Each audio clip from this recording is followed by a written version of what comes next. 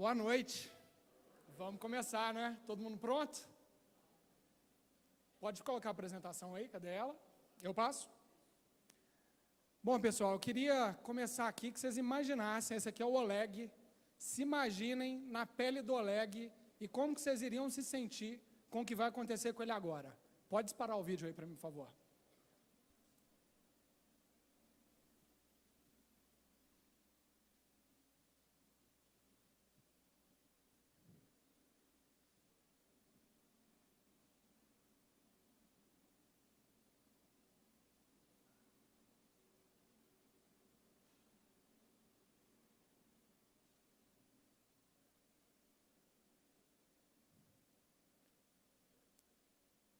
Todo mundo tem um plano até levar o soco na cara.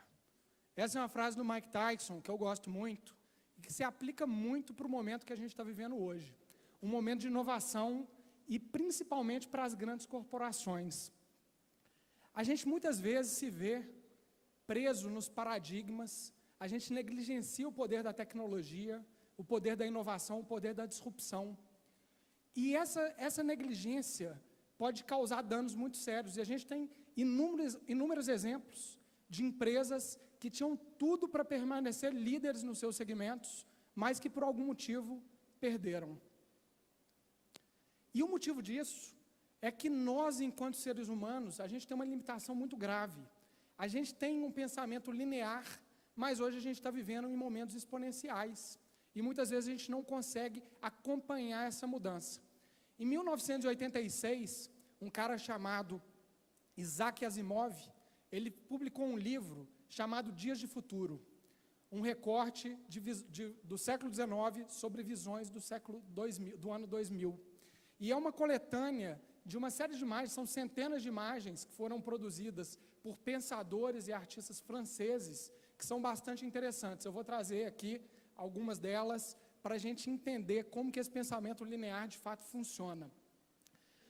Imaginem que a gente pudesse colocar livros-texto em uma máquina e fazer o upload desse conhecimento diretamente no cérebro dos nossos alunos para facilitar o processo de aprendizagem nas nossas escolas.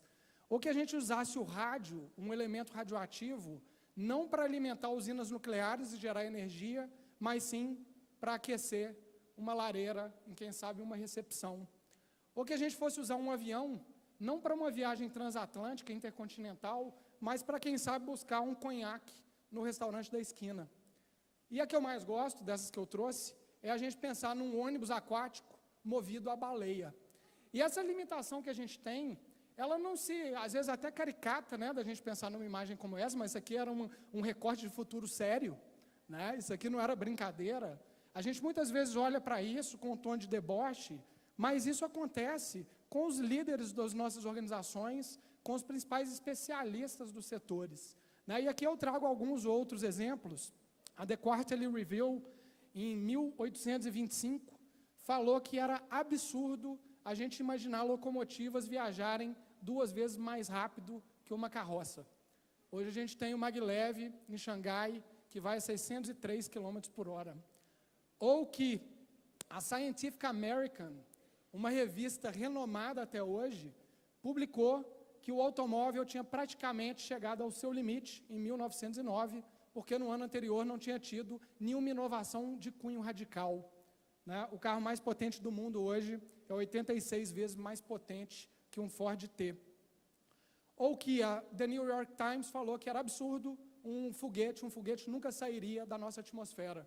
Hoje nós estamos buscando colonizar Marte, né? Já mandamos um Tesla para Marte em órbita, né?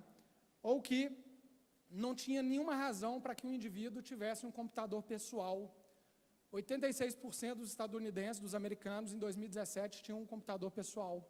E essa aqui é a que eu mais gosto, do Steve Ballmer, em 2007, que falou que não existia nenhuma chance do iPhone conquistar uma parcela significativa de mercado. No janeiro desse ano, 45% dos smartphones vendidos nos Estados Unidos foram um iPhone. Na última década, pessoal, a gente viu uma revolução, a gente está vendo uma revolução. Praticamente todos os produtos foram disruptados, desculpa aqui o palavrão, por um digital. tem um conceito bastante interessante de um cara da Singularity, chama Amin Tufani, que ele fala do Digital Twin, ou seja, um gêmeo digital. E aí reside uma oportunidade gigantesca, que é quando a gente pensa em produtos e serviços que estão aqui no mundo físico, que podem ser traduzidos para o mundo digital e ganhar escala nesse mundo digital. E a gente já percebe, fora esses aqui, diversos outros exemplos. A gente podia colocar aqui 1000 marcas na tela de empresas que a gente usa no nosso dia a dia, de serviços que a gente consome no nosso dia a dia, que são, de fato, gêmeos digitais de algum serviço real. E aí eu trago essa imagem dessa onda, que, na realidade, ela é um tsunami, ela é a convergência de um momento muito único na nossa história, de 3 revoluções tecnológicas que andam juntas, da nanotecnologia, biotecnologia, inteligência artificial e robótica, que fazem essa potência de revolução, que é uma onda praticamente impossível de ser freada. Isso também vem acontecendo no setor da mobilidade. A gente tem uma série de tecnologias, muitas delas a gente já usa hoje, várias outras a gente está escutando, ouvindo notícias sobre a ascendência. A gente tem veículos elétricos, veículos autônomos, a economia compartilhada, tanto Uber, patinete, bicicleta, entrega por aplicativo, robô de entrega, que já é uma realidade em algumas cidades nos Estados Unidos, drone de entrega, que está vindo aí, drone para transporte de pessoas. A gente está falando de avião autônomo. A Embraer, esse ano, já fez teste de avião autônomo aqui no Brasil. A gente está falando de caminhão autônomo, cápsula de transporte de alta velocidade e até mesmo viagens interplanetárias. E uma série de outras que eu não trouxe aqui. E quando a gente pensa nisso, a gente começa a imaginar esses futuros possíveis e maravilhosos que são habilitados por tecnologias exponenciais como essa. E quando a gente olha para a nossa realidade aqui de Brasil, parece que a gente está totalmente alheio a isso, A gente está totalmente despreparado para esse futuro. A gente olha para as nossas cidades, é essa imagem aqui que a gente tem. Trânsito, dificuldade de locomoção, a gente tem políticas públicas defasadas ou não existentes, uma infraestrutura completamente obsoleta, obra superfaturada por um problema intrínseco do país de corrupção. A gente olha para isso e fala, gente, será que isso vai acontecer aqui no Brasil mesmo? Será que a gente vai ter veículo elétrico se não tem nem estrada para a gente andar? Um estudo da Conta Consultoria traz que 267 bilhões é o número da perda que a gente tem anual por congestionamentos, por trânsito. Quando a gente olha para as nossas estradas, eu acho esse número ainda mais alarmante. Apenas 12% das nossas rodovias são pavimentadas, num total de 1.720.000 quilômetros. Só 10% dos nossos municípios tem algum plano de mobilidade urbana. Então, como é que a gente vai para esse futuro? E se a gente começa a olhar para ele, a gente chega nisso aqui. A gente tem uma população mundial crescente, população brasileira também crescente, e uma tendência de aglomeração das pessoas no contexto urbano, nas cidades. Temos um número aqui, que em 2030, esse é um número da ONU Habitat, 90% dos brasileiros vão estar morando em cidades. Então, como é que a gente planeja esse futuro, visto essas tecnologias que estão vindo e que já estão aí, para uma realidade que parece que está completamente desconexa e alheia a isso. E quando eu começo a pensar nisso, preparando aqui para essa conversa nossa de hoje, eu comecei a pensar em uma série de perguntas, que eu vou compartilhar aqui alguma delas com vocês, não no intuito de respondê-las, porque eu não sou dono da verdade, e acho que talvez aqui muitas delas nem tenham resposta ainda, são discussões que a gente tem que ter, e também nem na ambição de trazer todos os questionamentos mais importantes que circundam as discussões sobre mobilidade e sobre futuros da mobilidade. Mas algumas para a gente refletir sobre o que vai acontecer aqui no evento e levar para casa e ver como que a gente pode, talvez, conduzir algumas delas. Então, a primeira, já tive um spoiler aí do último slide, que é com uma população crescente e uma tendência de aglomeração nas cidades, como que a gente vai conseguir, de fato, se locomover nesse futuro, se já é tão difícil hoje? Como que as cidades vão se readaptar a todos esses novos modais que estão aparecendo por aí? Como que eles vão coexistir nas nossas cidades? A gente está preparado para essa mudança? O que ocorre com o grid elétrico, com a chegada massiva de veículos elétricos? Como que as companhias energéticas vão se reinventar? Será que essa discussão está acontecendo na CEMIG hoje? Como é que o grid vai se desbalancear e o que isso vai significar para essas empresas? Como que a gente vai regular o espaço aéreo quando os drones de transporte e de produtos e de pessoas virarem uma realidade, quando eles estiverem passando pela nossa janela. E como é que fica a nossa privacidade quando eles estiverem aí passando na nossa janela, né? Ou nas nossas ruas, nas nossas cidades? Quais são as implicações éticas que a robotização dos nossos veículos traz? Né? Aquele dilema clássico, né? Ele chegou lá, vai atropelar a velhinha, uma família, como é que ele escolhe? Né? Qual decisão que ele toma? Quem que programa ele para tomar essa decisão? Por que programou desse jeito? Né? Qual que é o impacto dessa robotização para a nossa força de trabalho? A gente tem escola, tem educação para absorver essas pessoas em outros segmentos, já que esse futuro do trabalho promete uma mudança grande através da tecnologia, não só no setor da mobilidade, mas em todos eles. Será que nossos carros vão trabalhar para a gente? Imagina que futuro lindo. Eu estou em casa com minha frota de carros autônomos, elétricos, trabalhando, ganhando dinheiro, e eu estou passeando, viajando. Também é um recorte possível de futuro.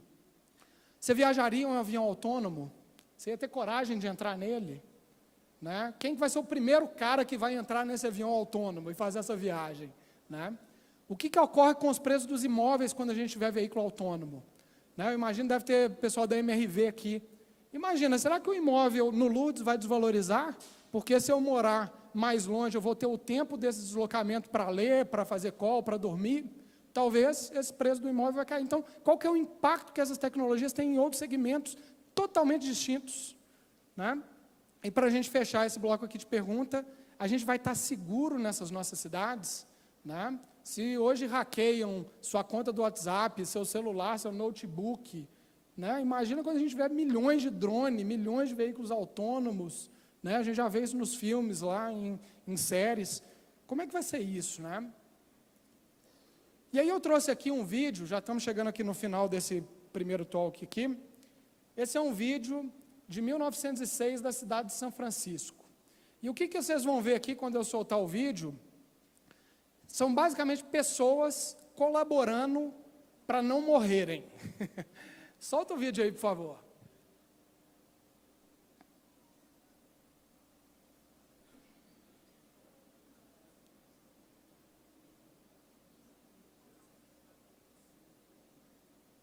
Esse vídeo está no YouTube, ele tem uns 20 minutos, depois vocês procuram que ele é uma loucura, né? Você vê bicicleta, carruagem, carro, cavalo, gente, tudo acontecendo, não tem nenhum tipo de sistema. Então, quando a gente se vê numa situação como essa, onde a gente tem uma série de tecnologias envolvidas, incluídas no novo contexto, a gente precisa de algum sistema, algum tipo de regra, de regulamento, para que essas coisas coexistam.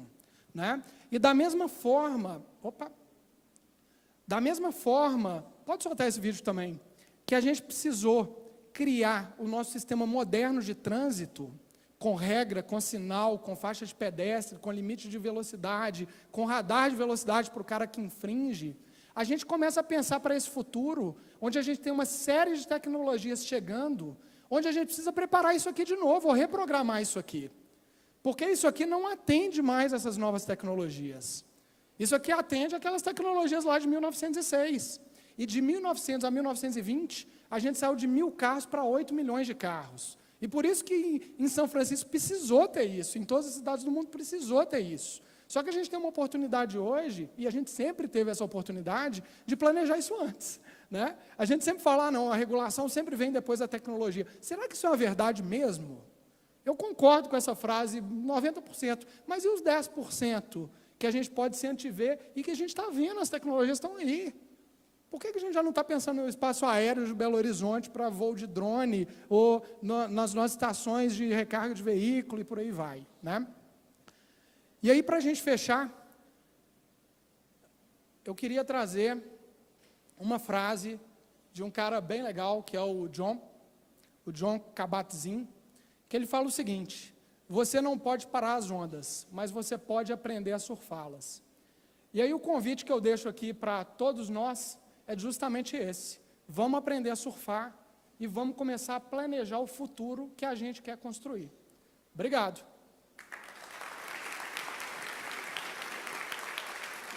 Valeu.